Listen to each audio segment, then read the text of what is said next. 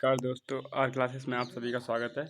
और आज का 10th का जो टॉपिक है साइंस का डाइजेस्ट सिस्टम यानी पाचन तंत्र, उस पर जो क्वेश्चन आंसर है उसका पीडीएफ जो है किस तरह से समझा जाए, किस तरह से याद किया जाए, और तो मैं उसे समझाने का प्रयास कर रहा हूँ। राइट, अब मैं इसमें बात करूं तो पाचन तंत्र जो है, तो पाचन का मतलब भोजन मनुष्य के शरीर में किस तरह से डाइजेस्ट होता है, मतलब किस तरह से उसका पाचन होता है, इस बात को, और कितने चरणों में जो क्रिया है वो होती है, कितने स्टेप्स आते हैं इस क्रिया में कराने में। राइट, तो इस पे बात करते हैं। तो यहाँ आप देख रहे हो जैसा कि हेडिंग दिख रही है कि आपको पाचन तंत्र। राइट, एक मिनट यार। पाचन तंत्र आपको हेडिंग दिख रही होगी। अब पाचन तंत्र में 3 से ये 5 क्रियाएं होती हैं। सबसे पहले कि अंतर्ग्रहण करना भोजन का, फिर जैसे ही करेंगे अंतर्ग्रहण, मुख के ही द्वारा यहाँ से चलता है भोजन, पाचन होना स्टार्ट हो जाता है लार ग्रंथियों के द्वारा। राइट, अब अवशोषण होता है फिर उसका, और स्वागीकरण होता है, फिर बहिष्करण होता है। अब क्या होता है अवशोषण, क्या होता है स्वागीकरण, क्या होता है बहिष्करण, क्या होता है पाचन, इस तरह से अब इसको किस याद किया जाए तो मैं बताऊं। भोजन, अभी मैं एक चित्र के द्वारा और स्पष्ट करूंगा। अंतर्ग्रहण का मतलब होता है भोजन को अंदर यानी मुंह के द्वारा अंदर प्रवेश कराना, उसे बोलते हैं इस क्रिया को अंतर्ग्रहण। और पाचन का मतलब होता है कि भोजन का वहाँ से टूटना, छोटे छोटे कणों में टूटना, ऐसे करके तो भोजन का वहाँ से पाचन स्टार्ट हो जाता है, कार्बोहाइड्रेट वगैरह में, ग्लूकोज वगैरह में, या टूट जाना भोजन का। अब उस भोजन को टूटे हुए की कोशिकाओं के अंदर पहुंचा देना, यानी ग्लूकोज कार्बोहाइड्रेट जो है वो कोशिकाओं के अंदर जो जाने की क्रिया है उसको बोलते हैं, कोशिकाओं के अंदर जाने की वाली क्रिया को अवशोषण। टूटा हुआ भोजन जो है वो उसको अब उसमें से जो ऊर्जा प्राप्त होती है उस भोजन में से, यानी उस एनर्जी जो प्राप्त होती है, उस एनर्जी प्राप्त होने को बोलते हैं शरीर को स्वागीकरण। और जो बचा हुआ अपशिष्ट है जो मल के द्वारा बाहर कर दिया जाता है शरीर से, उसको बोलते हैं बहिष्करण। तो आपको समझ में आ गया होगा कि अंतर्ग्रहण का मतलब भोजन अंदर करना, और जैसे हम चबाते हैं तो लार मिलती आती है, फिर जो भी इसमें जो तंत्र आते हैं, सिस्टम जो पूरा है वो काम करता है बारीक नंबर नंबर स्टेप से। तो वो अब देखेंगे, पाचन को देखते हैं कितने स्टेप्स हैं ये पाचन और अवशोषण और स्वागीकरण होता है। तो सबसे बड़ा जो है वो पाचन है कि कितने स्टेप्स आते हैं इसके द्वारा, कितने तंत्र इसमें आते हैं वो काम करते हैं। राइट, अब यहाँ से स्टार्ट करें तो आहार नाल मूल रूप से मुंह से गुदा तक विस्तरित एक लंबी नली है। आहार नाल का मतलब भोजन की एक नली, ट्यूब, इस तरह से चलते हैं। अब मैं चित्र दिखा रहा हूँ इसका। राइट, इस तरह से चलती आती है। तो अब मैं बात करूँ नेक्स्ट यहाँ से, तो भोजन का जो अवशोषण है वो मुख के द्वारा यहाँ से शुरू होता है। मुख में क्या होता है भोजन का अंतर्ग्रहण, मुंह में प्रवेश करने, यानी भोजन को अंतर्ग्रहण बोलते हैं उसको। अब दांतों के द्वारा जब भोजन को चबाया जाएगा तो वहाँ से चबाने के द्वारा क्या होगा कि भोजन छोटे छोटे कणों में टूट जाएगा, और जीव्या के द्वारा भोजन को लार के साथ पूरी तरह मिलाना, यानी लार जो होती है, लार की एक ग्रंथि लगी रहती है, इस तरह से कुछ जुड़ी हुई होती है। तो उसके उस ग्रंथि से क्या होता है, टॉयनिल एंजाइम जो है वो स्टार्च निकलता रहता है, स्टार्च में मिल जाता है, जिससे क्या होता है वो भोजन कार्बोहाइड्रेट के रूप में पचा उसका टूट जाता है, विघटन हो जाता है। राइट, अब लार ग्रंथियाँ जो होती हैं उसके, वही मैं बता रहा था, लार ग्रंथियाँ कि लार से निकलने वाले रस को लार रस या लार कहते हैं। अब इसमें क्या होता है, स्टार्च लार इन्हें इमिलेंस एंजाइम मोल्टीसेक्रा में परिवर्तित कर देती है। अभी इसको तो बता रहा हूँ बाद में। अभी आप इतना देखिए कि लार ग्रंथियों से लार निकलती है और वो स्टार्च में के रूप में वहाँ पे मिल जाती है। राइट, चलो नेक्स्ट बात करें तो इतना भोजन समझ में आ गया कि मुंह के द्वारा, दांतों के द्वारा चबाया जाता है। ये सब तो नॉर्मल है यार सीखना, क्योंकि ये क्रिया हम रोज कर रहे हैं। अब उसको भी सीखना, क्या सीखना, फिर भी लिखा कैसे जाए इस पे बात होगी। तो भोजन ग्रसिका में प्रवेश करता है। दूसरे स्टेप में क्या जाता है, भोजन ग्रसिका में प्रवेश करता है, मुंह में प्रवेश करा, मुंह में इतनी क्रिया जो हुई लार ग्रंथियों के द्वारा। अब ग्रसिका जो होती है, अब ये चित्र जो आ रहा है आप नीचे देख रहे हैं, अभी इस चित्र में और ये बहुत सारी बातों को समझेंगे। राइट, तो ग्रसिका जो होती है, एक मिनट, अरे भाई इस पर टच हो जा, इस पर, हाँ। ग्रसिका जो होती है, क्या, चल ठीक है। तो ग्रसिका में क्या होता है कि मुंह से आमाशय तक भोजन, ग्रसिका की क्रमाकुंचन गति का मतलब होता है जैसे कि वो इस तरह से भोजन को नीचे की तरफ ढकेलती जाती है और पुनः अपने उसी आकार में आ जाती है। इस तरह से क्रमांकन होता है, मतलब जैसे उसमें भोजन डालोगे तो आगे से द्वार खुलता चला जाएगा इस तरह से। और जैसे कि ये नली है, इस तरह से द्वार खुलता चला जाता है और पीछे से अपने आकार में आ जाती है उसी में, उसको बोलते हैं क्रमांकन। एक तरह से क्रिया होती है वो, जैसे कि ये पैरालिटिस मोमेंटम है ना, तो के द्वारा ले जाता है भोजन ग्रसिका के द्वारा। ग्रसिका मांसपेशियों का संकुचन और शीतलन है। वही मैंने बताया, ग्रसिका क्या होती है, मांसपेशियों को संकुचन करती है, सिकुड़ती रहती हैं, जिससे भोजन आगे ढकेलता जाता है अपने आप। और इसकी अब बात करें तो चलो ठीक है। अब भोजन दूसरे स्टेप यानी ग्रसिका में प्रवेश कर गया। तीसरा जो स्टेप्स अब अपन बात करें तो ये सारा जो चित्र है इसको समझने का पूरा सिस्टम जो है इसमें समझाया गया है। और यहाँ से जो चित्र दिखाया गया है रेड रेड करके, ये जो वो पार्ट है ये पूरे पाचन तंत्र में जो काम आते हैं, राइट। जो पाचन तंत्र में काम करते हैं वो वही पार्ट यहाँ पर हाईलाइट किए गए हैं। जैसे कि जिह्वा के द्वारा भोजन में प्रवेश करा दिया जाता है और मुंह के द्वारा भोजन,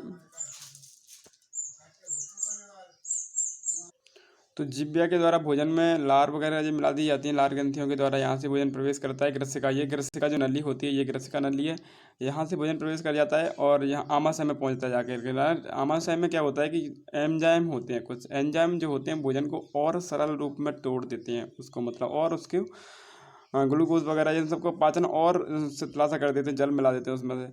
अब क्या होता है, भोजन यहाँ से पच के आगे इस तरह से यहाँ से निकलता है छोटी आँच से, ठीक है ना। और छोटी आँच से निकलने के बाद भोजन जो होता है उसका जो पाचन और हो जाता है, यानी इसका अवशोषण छोटी आँच में शुरू हो जाता है और बचा हुआ भोजन का अवशोषण और स्वीकरण दोनों ही यहाँ से होते हैं। स्टार्ट यानी कोशिकाओं के द्वारा वो एनर्जी है वो पहुँचाई जाती है ग्लूकोज के रूप में, कार्बोहाइड्रेट के रूप में, जो भी भोजन में हम खाते हैं उसको। अब बड़ी आंत के द्वारा ये जो दिखाई गई है यहाँ पर, मैं बताऊँ एक मिनट।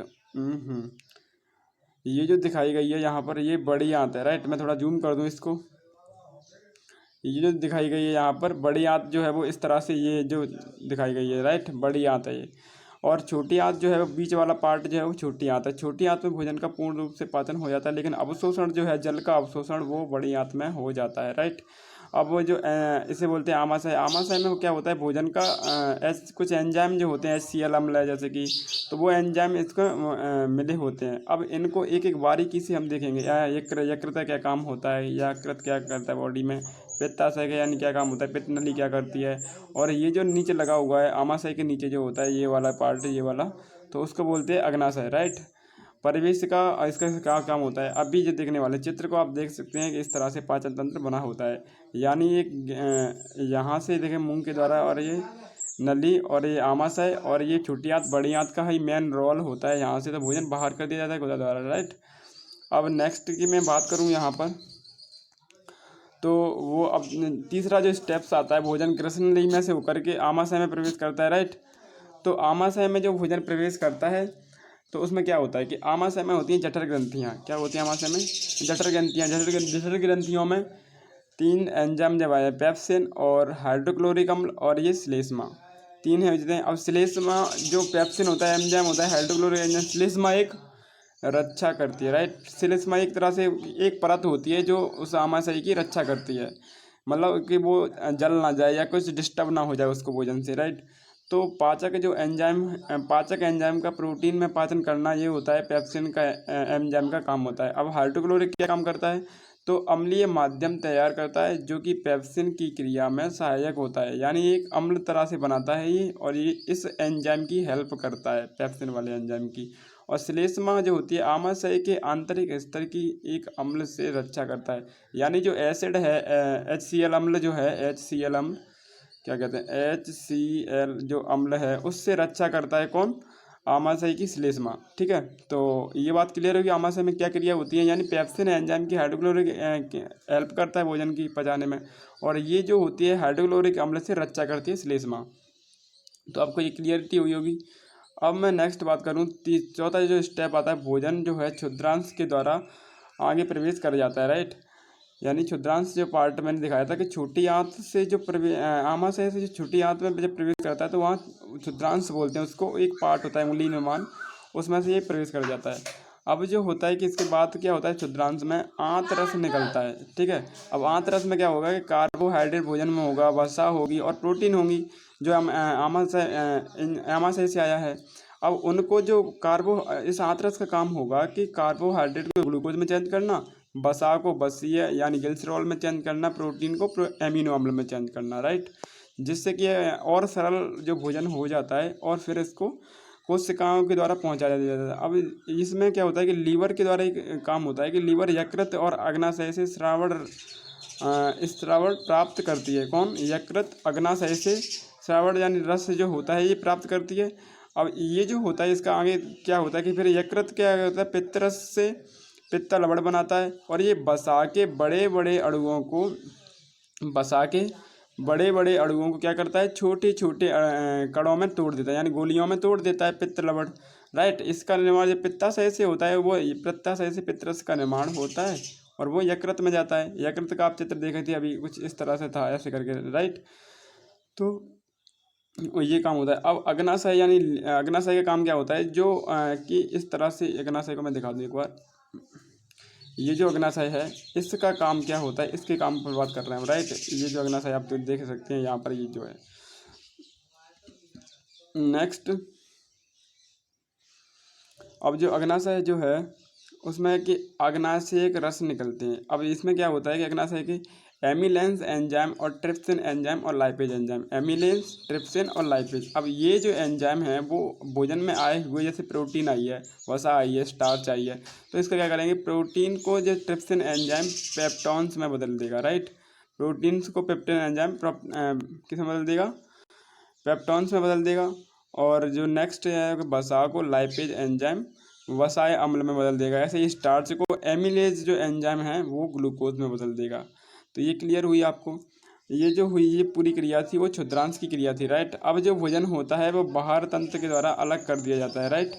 तो बाहरी तंत्र का मतलब, और एक मिनट ये तो रह गया कि दार्म रोग अवशोषण की सतह क्षेत्रफल बढ़ा देती है। अवशोषण की सतह का क्षेत्रफल जो बढ़ जाती है उसको बोलते हैं दार्म रोग, राइट। दार्म रोग क्या होता है, तो आप बोलेंगे अवशोषण की सतह का क्षेत्रफल जो बढ़ जाए तो उसको बोलते हैं दार्म रोग। अवशोषण क्या था ये समझ में आया होगा कि जो भोजन होता है ग्लूकोज कार्बोहाइड्रेट स्टार्च के रूप में, उसको कोशिकाएं ग्रहण कर ले, रुधिर वाहिनी जो होती हैं उसके द्वारा कोशिकाओं तक पहुंचा देना, उसको बोलते हैं अवशोषण। अब उस भोजन को जो पहुंचाया है अवशोषण के द्वारा, उसके बाद उससे ऊर्जा जो मिल जाए शरीर को, उसको बोलते हैं स्वागीकरण। ये बात तो क्लियर होगी आपको।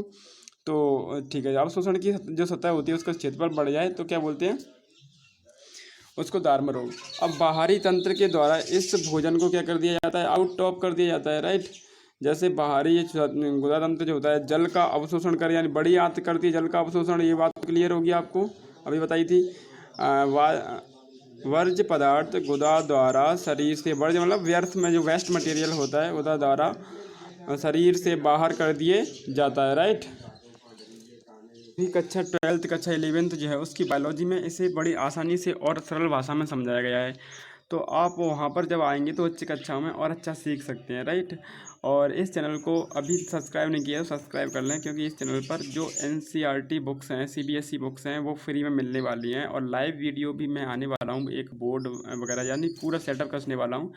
तो उसके ज़्यादा जो भी जितने भी आपके डाउट होंगे वो क्लियर कर दिए जाएंगे अनअकैडमी पर। और जो वाइस यूज क्लासेस हैं उन पर जो शिक्षा है 35-40 हज़ार रुपये की वो साल ले रहे हैं बच्चों से, वो शिक्षा मैं यूट्यूब पर फ्री देने जा रहा हूँ। तो प्लीज़ अब इतने देने के बाद भी आप सब्सक्राइब ना करें, अपने दोस्तों को ना बताएं, तो इससे बैड और क्या हो सकता है मेरे लिए, है ना।